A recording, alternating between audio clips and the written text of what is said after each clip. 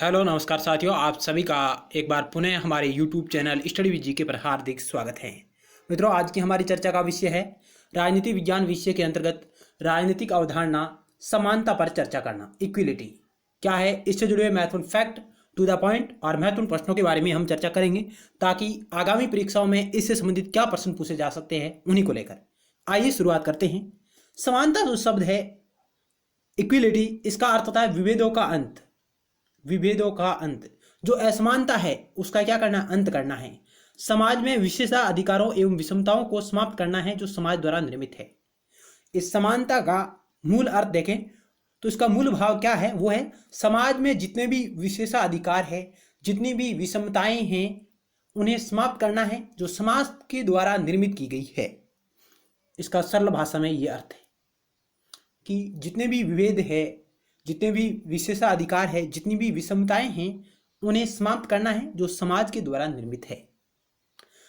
अब इस समानता की जो इसके प्रावधान कहाँ कहाँ है, इसको लेकर क्या क्या प्रावधान किए गए हैं अंतर्राष्ट्रीय स्तर पर, विभिन्न देशों की सरकारों द्वारा क्या क्या प्रावधान किए गए समानता को लेकर, उन्हें हमें देखना बहुत जरूरी है। तो शुरुआत देखें तो अमेरिकी स्वतंत्रता घोषणा पत्र, अमेरिका की स्वतंत्रता घोषणा पत्र में कहा गया है कि सभी लोग जन्म से समान हैं और निर्माता ने सभी मनुष्यों को समान अधिकार दिया है। आपका पहला क्वेश्चन यहां से बन सकता है कि किस घोषणा पत्र में कहा गया है कि सभी लोग जन्म से समान हैं और निर्माता ने सभी मनुष्यों को समान अधिकार दिया गया है। तो यह कहा गया अमेरिका की स्वतंत्रता घोषणा पत्र में कहा गया, अमेरिका की स्वतंत्रता घोषणा पत्र में कहा गया कि सभी लोग जन्म से समान हैं और निर्माता ने सभी मनुष्यों को समान अधिकार दिया है। आपका पहला क्वेश्चन यहां से बन गया है। तो यह परिभाषा आप याद रखिएगा कि सभी लोग जन्म से समान है और निर्माता ने सभी मनुष्यों को समान अधिकार दिए हैं। यह अमेरिकी स्वतंत्रता का घोषणा पत्र यह कहता है। चलते हैं नेक्स्ट स्लाइड पर। और समानता के प्रावधान कहां हैं? वर्ष 1789 फ्रांसीसी क्रांति की घोषणा पत्र में कहा गया कि मर्यादा और अधिकार में सभी लोग जन्म से स्वतंत्र एवं समान है।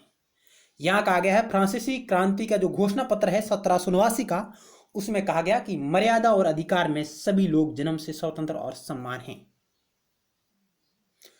अब देखो, अमेरिकी स्वतंत्रता घोषणा पत्र से फ्रांसीसी क्रांति का घोषणा पत्र किस प्रकार अलग है।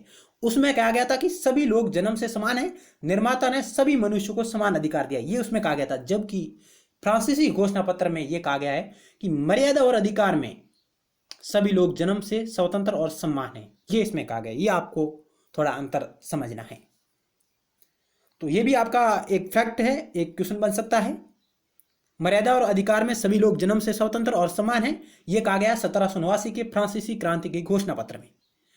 चलते हैं नेक्स्ट। यूएनओ के मानव अधिकारों का घोषणा पत्र 1948 में सामाजिक समानता पर विशेष बल दिया गया। Very very must. संयुक्त राष्ट्र संघ मानव अधिकार घोषणा पत्र 1948 में सामाजिक समानता पर विशेष बल दिया गया है। यह भी आप ध्यान रखिएगा कि सामाजिक समानता पर विशेष बल दिया गया है यूएनओ संयुक्त राष्ट्र संघ के मानव अधिकार के घोषणा पत्र में 1948 में। नेक्स्ट हम बात करें कि जो भी विचारधारा रही है, उदारवादी रही है, समाजवादी रही है।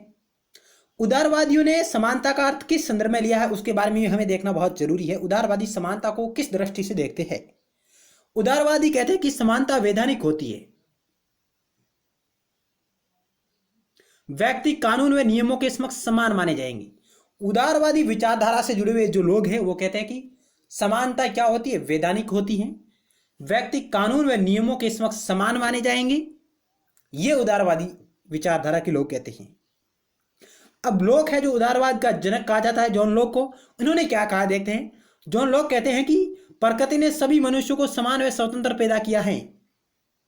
प्रकृति ने सभी मनुष्यों को समान एवं स्वतंत्र पैदा किया है। कोई व्यक्ति किसी दूसरे व्यक्ति के जीवन, स्वास्थ्य, स्वतंत्रता तथा संपत्ति को हानि नहीं पहुंचा सकता है। ये बात जॉन लॉक कहते हैं अपने विचारों में कि प्रकृति ने सभी मनुष्यों को समान एवं स्वतंत्र पैदा किया है। कोई व्यक्ति किसी दूसरे व्यक्ति के जीवन, स्वास्थ्य, स्वतंत्रता, संपत्ति को हानि नहीं पहुंचा सकता है। ये बात है जो जॉन लॉक अपने प्राकृतिक अधिकारों में कहते हैं। तो आप ये विशेष ध्यान रखिएगा, उदारवादियों के अनुसार समानता वैधानिक होती है, व्यक्ति कानून एवं नियमों के समक्ष समान माने जाएंगे और उदारवादी विचारक जॉन लॉक भी ये कहते हैं कि प्रकृति ने सभी मनुष्यों को समान एवं स्वतंत्र पैदा किया है।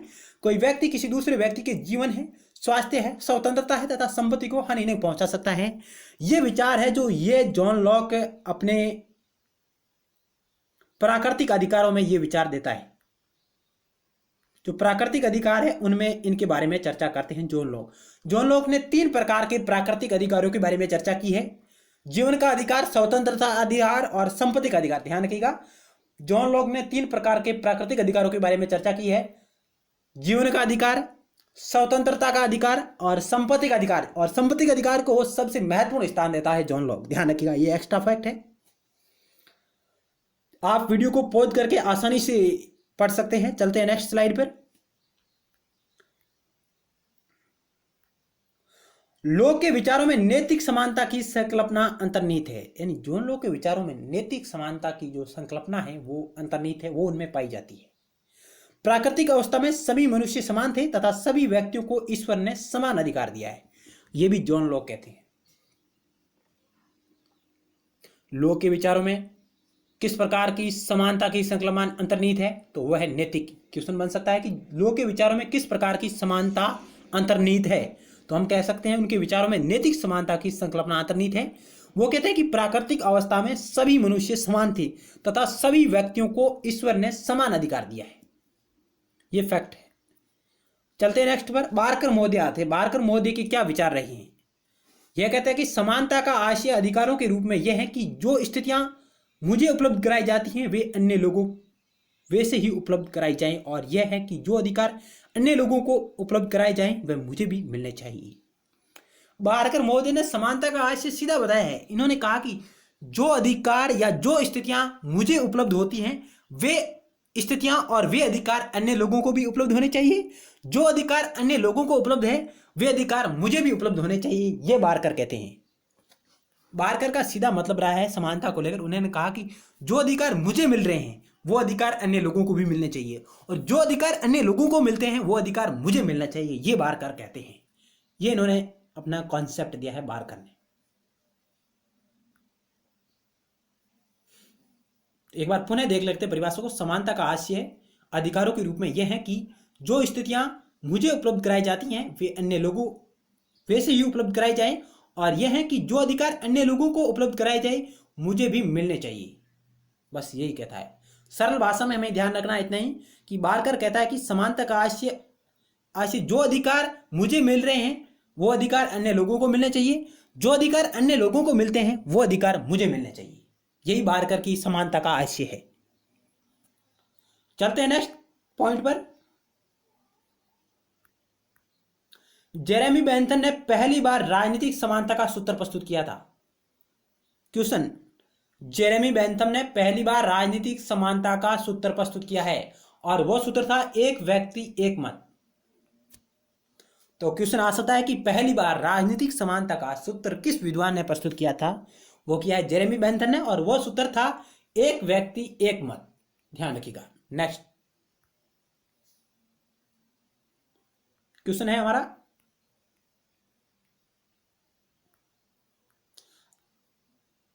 आनुपातिक समानता की अवधारणा किससे संबंधित है?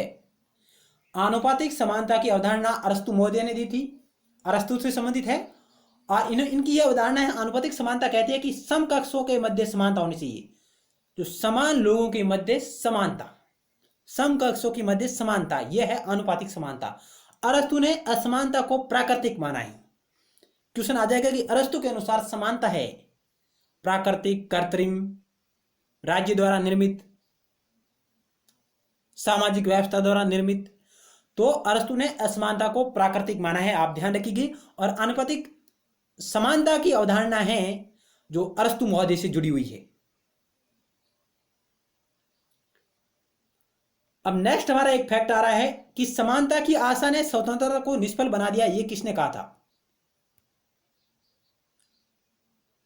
नेक्स्ट क्वेश्चन आ रहा है हमारा, समानता की आशा ने स्वतंत्रता को निष्फल बना दिया। यह कथन किस विद्वान ने कहा था? यह कहा था लॉर्ड एक्टन ने। लॉर्ड एक्टन कहते हैं कि स्वतंत्रता, जो समानता की आशा है उसने स्वतंत्रता को निष्फल बना दिया है। ये लॉर्ड एक्टन कह रहे हैं। तो आनुपातिक समानता की अवधारणा अरस्तु ने दी है, इसका मतलब है समकक्षों के मध्य समानता से है। और अरस्तु ने असमानता को प्राकृतिक माना है, ये भी आप ध्यान रखिएगा। और समानता की आशा ने स्वतंत्रता को निष्फल बना दिया है, लॉर्ड एक्टन ने कहा है। चलते हैं नेक्स्ट। अब समानता के अलग अलग रूप है, समानता की प्रकार है, उन्हें भी हमें देखना बहुत जरूरी है। औपचारिक समानता, जिसे निरपेक्ष समानता भी कहा जाता है, यह समानता का जो कॉन्सेप्ट है ये शास्त्रीय उदारवादी नव उदारवादी विचारधारा से जुड़ा हुआ है। औपचारिक समानता या निरपेक्ष समानता है, ये शास्त्रीय उदारवादी और नव उदारवादी विचारधारा से जुड़ी हुई है और इसके समर्थक है हॉब्स और लॉक। हॉब्स और लॉक औपचारिक समानता निरपेक्ष समानता पर बल देते हैं, इसके समर्थक रहे। अब सामाजिक समानता है, समानता का प्रकार देखें तो पहला हमारा सामाजिक समानता, समाजों के सदस्यों के रूप में सभी व्यक्ति समान हैं। यानी सामाजिक समानता का आशय है कि समाज के सदस्य के रूप में सभी व्यक्ति समान हैं, उनके मध्य धर्म, जाति, वंश, जन्म स्थान, लिंग के आधार पर विभेद नहीं करना चाहिए। यानी उनके मध्य धर्म, जाति, वंश, जन्म स्थान और लिंग के आधार पर उनके साथ में कोई भेदभाव नहीं करना चाहिए, यह सामाजिक समानता कहती है।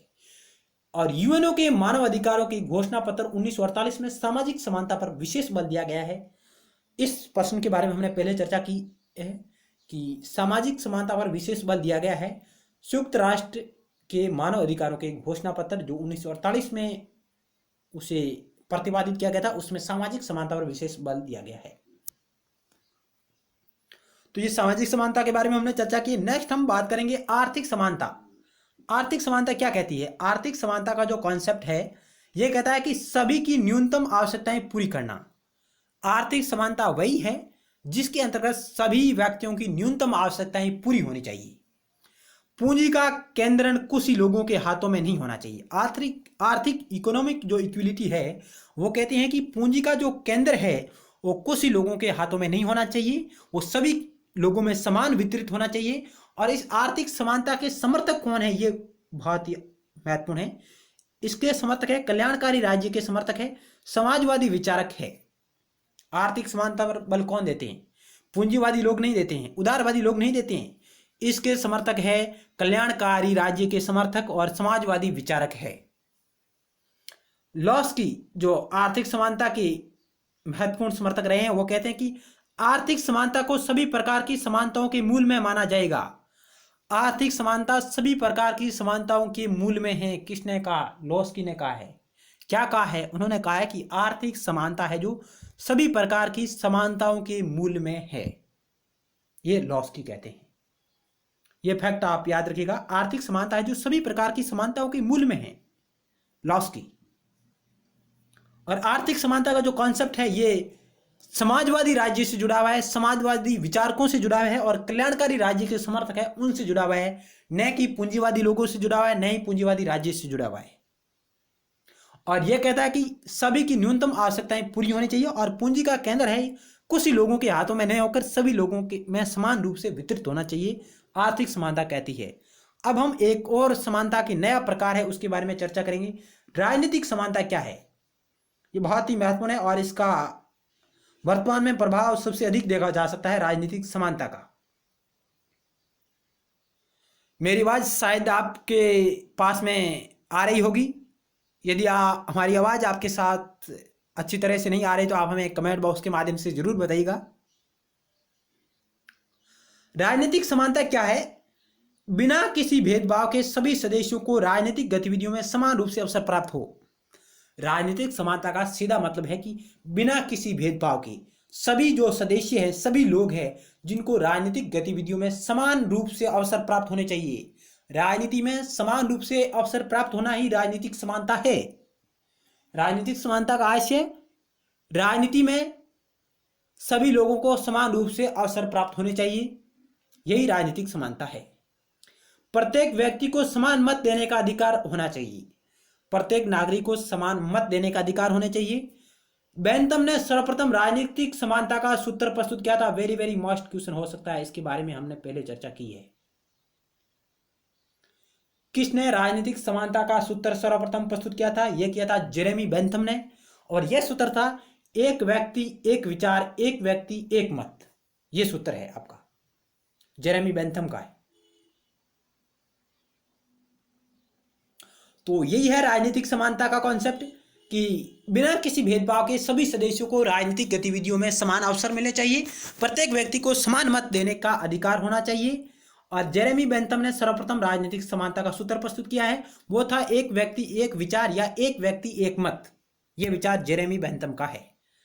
चलते हैं नेक्स्ट प्रकार पर। समानता का नेक्स्ट प्रकार है वैधानिक समानता। वैधानिक समानता के बारे में हमें देखना बहुत ही जरूरी है, कानूनी समानता भी इसे कह सकते हैं हम। यह कहते हैं कि विधि के समक्ष सभी लोग समान होंगे, कानून के समक्ष सभी लोग समान होंगे।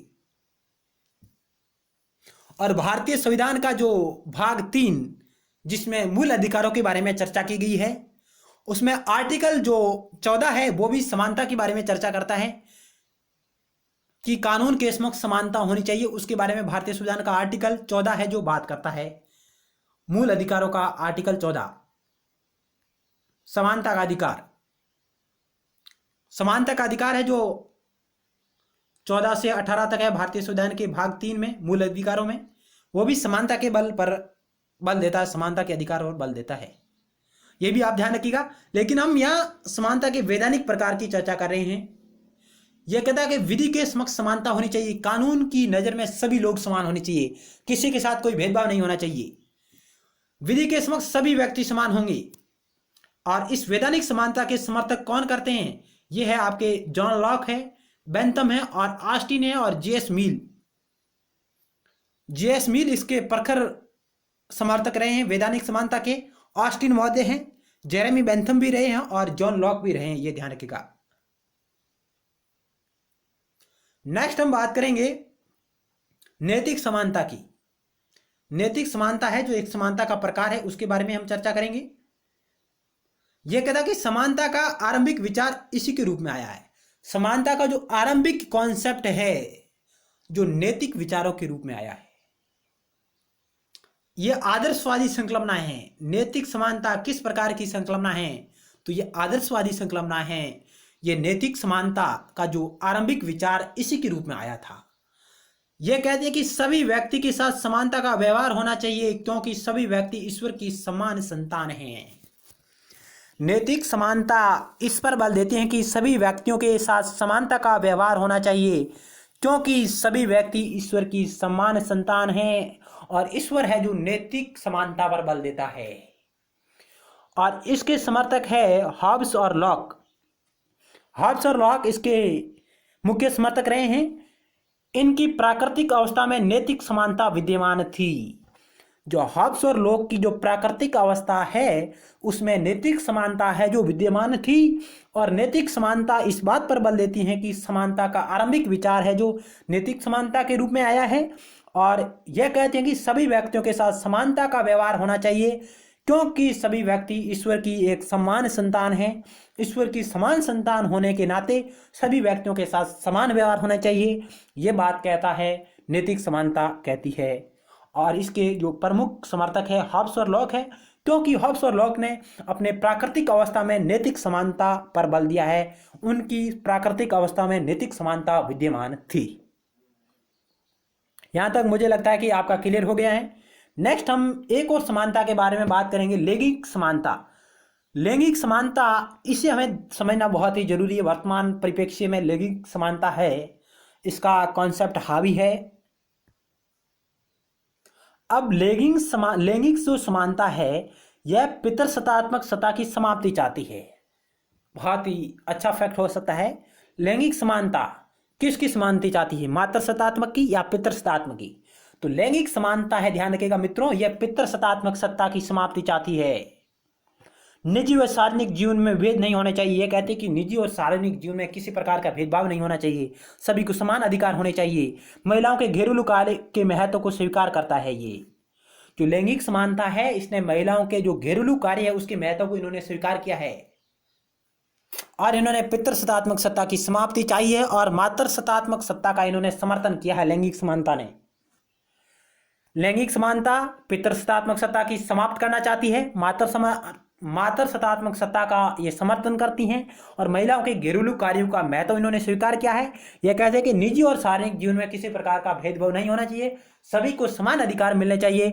महिला और पुरुष की समानता पर यह बल देती है। इन्होंने कहा कि महिला और पुरुष दोनों समान हैं।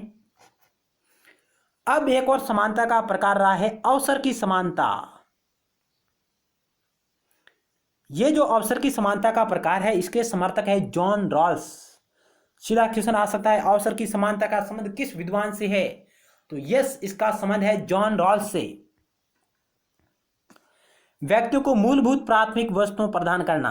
अवसर की समानता का मतलब है कि व्यक्तियों को जो मूलभूत प्राथमिक वस्तुएं वे प्रदान होनी चाहिए, उन्हें वे अवसर उपलब्ध होने चाहिए जो मूलभूत प्राथमिक वस्तुओं को प्रदान करना, उनकी जो मूलभूत आवश्यकताएं हैं वो उन्हें प्रदान करना ही अवसर की समानता है। अब डार्किन महोदय आते हैं, विद्वान डार्किन। अवसर की समानता को लेकर उन्होंने क्या कहा है वो भी हमें देखेंगे। इन्होंने कहा कि अवसर की समानता को संसाधनों की समानता के रूप में व्यक्त किया है। अवसर की समानता को संसाधनों की समानता के रूप में व्यक्त किया है डार्किन ने। आरंभिक स्थिति में लोगों को समान संसाधन दिए जाएंगे। डार्किन कहते हैं कि आरंभिक स्थिति में लोगों को समान संसाधन दिए जाएंगे। इन्होंने शारीरिक रूप से विकलांग लोगों को अन्य लोगों से अधिक सुविधाएं प्रदान करने का समर्थन किया है।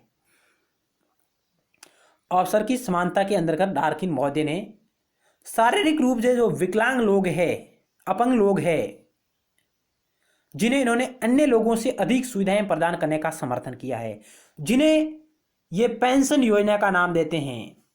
अवसर की समानता के अंतर्गत पेंशन योजना का नाम किससे संबंधित है? डार्किन महोदय ने दिया है। और पेंशन योजना क्या है? यह कहते हैं कि शारीरिक रूप से जो विकलांग लोग हैं उन्हें अन्य लोगों से अधिक संसाधन मुहैया कराने चाहिए, यही पेंशन योजना है समानता के अंतर्गत डार्किन महोदय की। भारत में अवसर की समानता को विधि के समक्ष समान संरक्षण की संज्ञा दी गई है। भारत में अवसर की समानता को विधि के समक्ष समान संरक्षण की संज्ञा दी गई है। ध्यान रखिएगा, विधि के समक्ष समान संरक्षण की संज्ञा दी गई है। अवसर की समानता को ये भारत में दी गई है।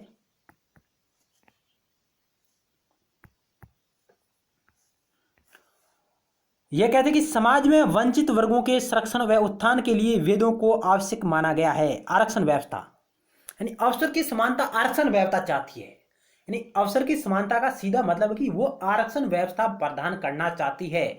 जैसे डार्किन महोदय ने यहां स्पष्ट कहा है कि शारीरिक रूप से विकलांग लोगों को अन्य लोगों से अधिक सुविधाएं प्रदान करने का समर्थन किया है डार्किन महोदय ने, और जिसे उन्होंने पेंशन योजना का नाम दिया है।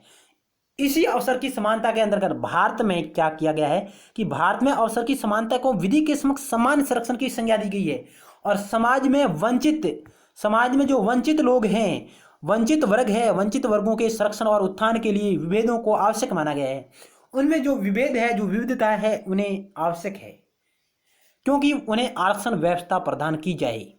यह कहती है भारत में अवसर की समानता विधि के समक्ष समान संरक्षण की बात करती है, जबकि समाज के संदर्भ में वंचित वर्गों को आरक्षण देने की बात करती है।